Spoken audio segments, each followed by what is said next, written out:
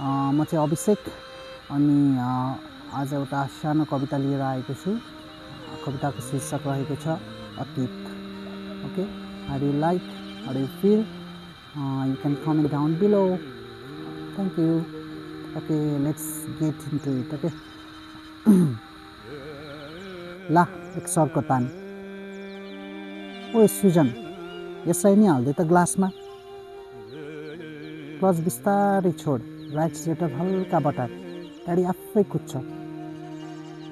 अझै याद छ मलाई पहिलोपल्ट तैँले मेरो हातमा सिगरेट थमाएको। मलाई गाह्रो हुन्छ सोचेर बिरेनुन कागती मिसाई भोड्काको पर्फेक्ट सर्ट बनाइदिएको। लड्न डरायो भने कहिले गाडी सिकिँदैन भन्दै सुस्तरी बाइक सिकाइदिएको। दशकौँ बितिसक्यो मलाई अन्तिमपल्ट देखेको। तेरो नाम जस्तै त पनि अतीतको कुनै समयमा अडी बसेका छस्।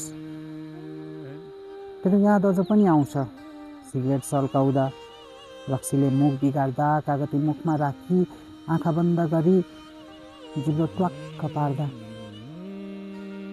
बाइक कुदाउँदा हावाको झोकाले बेला बेला आङ सिरिङ्ग पार्दा। तर हरेक पल्ट मेरो मस्तिष्कमा तेरो तस्बिर बनिँदा अलिक धमिलिन थालिएछ। त्यसैले अब हामी फेरि भेट्दा मलाई सुरुमा तँलाई ठम्याउन हल्का गाह्रो होला। तर अतीतमा रहेको अतीतलाई मेरा आँखाले अवश्य पनि चिन्नेछन्। तर तँ पो मलाई चिन्दिनस् होला। पहिलाको गोरो छाला अहिले दौडधुपले होला हल्का डरिया छन्। खासै बुढो भइसकेका छैन म, तर आँखा वरिपरि हल्का चाउरिन थालेका छन्। तँलाई याद छ नि, केटाकेटीले हामीलाई दादा दादा भन्थे, अहिले अङ्कल अङ्कल भनी बोलाउन थालेका छन्। तँलाई दाढी पाल्न खुब रहर थियो है, अहिले मेरो आधा मुहार त जुङ्गा दाढीले ढाकेका छन्। जिन्दगीमा कति साथी बने, कति गुमे, तर मलाई साथीको अर्थ बुझाउने मेरो साथी भलै दुनियाँले देख्दा कहिले नमिल्ने गरी गुमी गए नि। मलाई थाहा छ त सधैँ मसँगै हुनेछस्। फटा केटाहरूबाट मलाई बचाए जस्तै निरङ्कुश दुनियाँबाट सधैँ मलाई बचाइरहनेछस्।